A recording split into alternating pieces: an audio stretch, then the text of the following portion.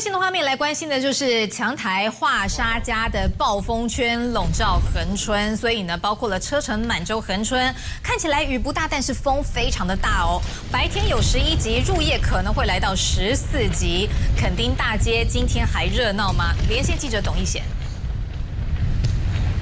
好，我们继续带来关注恒春半岛最新状况。那么受到华沙台风的影响，那么此刻呢，整个恒春半岛笼罩在暴风圈当中。那么可以看到呢，我所在这个地方是垦丁大街。目前呢，整排垦丁大街冷冷清清，没有一个人敢出来摆摊。最主要还是因为风实在太强了。今天在整个恒春半岛这里所测到的最大阵风是来到11级。那么此刻呢，在这里我们所感受到的风势其实更大。那么根据呢恒春气象站表示说，最大的阵风很可能入夜之后会来到14级，也因此我们看到呢，没有摆摊，但摊位很早的时候就在他们的这个生财器具还有门这里全都绑上了固定的绳子，还有呢加固很多的措施，就是很害怕说，一旦呢入夜之后，那么强风来袭，很可能就会让他们的生财工具毁于一旦。也因此呢，今天呢，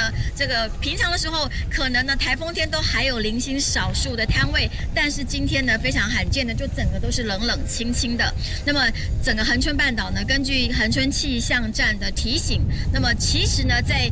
整个沿岸呢，都很可能会有来到了这个6米高的巨浪的产生。那么从下午开始，也不断的当地的居民呢，从车城、恒春还有满洲，都有人收到6米高巨浪这样的国家级的警讯，也因此要提醒民众，虽然现在看起来呢，风好像比较大，雨势稍微小一点，但入夜之后，